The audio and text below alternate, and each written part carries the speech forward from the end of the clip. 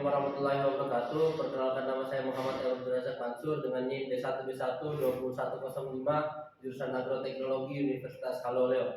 Baik, di sini saya akan mempresentasikan materi saya yang berjudul Dormansi Benih Mentimun. Baik, langsung saja. Benih merupakan salah satu produksi pertanian yang berperan penting dalam menunjang keberhasilan agribisnis di Indonesia, baik di tingkat lahan maupun di luar lahan. Dormansi benih dapat diklasifikasikan dalam beberapa kategori. Yang pertama, dormansi benih secara mekanisme, faktor penyebab, dan dormansi benih faktor bentuknya.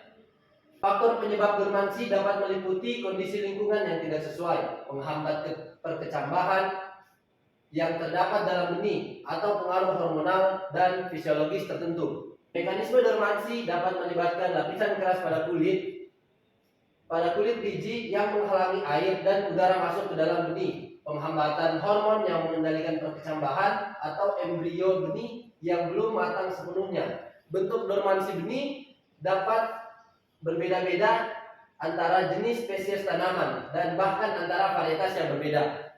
Benih yang memiliki kulit biji yang cukup keras dapat menghambat proses imibisi, sehingga benih tersebut mengalami dormansi fisik. Dormansi fisik benih pada tanaman juga dapat diklasifikasikan menjadi beberapa kategori berdasarkan faktor penyebab, mekanisme, dan bentuknya.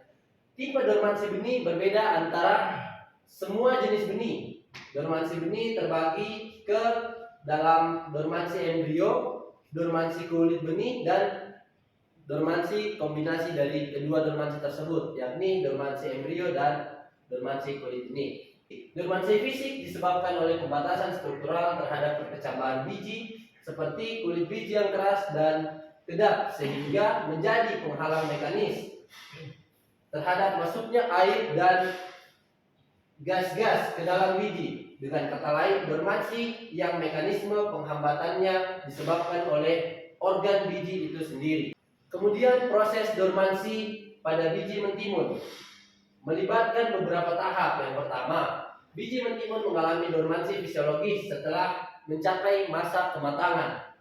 Faktor lain yang mempengaruhi dormansi biji mentimun yakni kulit biji yang keras.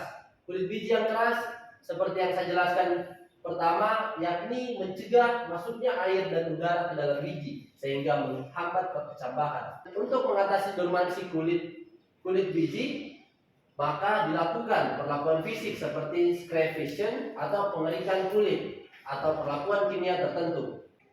Perlakuan ini bertujuan untuk merusak kulit biji mentimun dan memicu perkecambahan. Selain itu, dormansi biji mentimun dipengaruhi oleh faktor kimia karena biji mentimun mengandung senyawa kimia seperti asam absisat dan asam fenolik, yang mana untuk mematahkan dormansi secara kimia dapat dilakukan perendaman biji mentimun dalam air panas atau perlakuan dengan zat kimia tertentu. Pematahan dormansi benih mentimun dapat dilakukan dengan cara yang lain seperti perendaman dalam zat pengatur tumbuh, kemudian perendaman dalam air panas, perendaman dalam air yang dicampur dengan fungisida, serta perendaman air bersuhu rendah. Dapat disimpulkan bahwa dormansi merupakan penghambat atau faktor penghambat dari perkecambahan benih yang disebabkan oleh embrio yang mengalami belum matang dan beberapa kendala seperti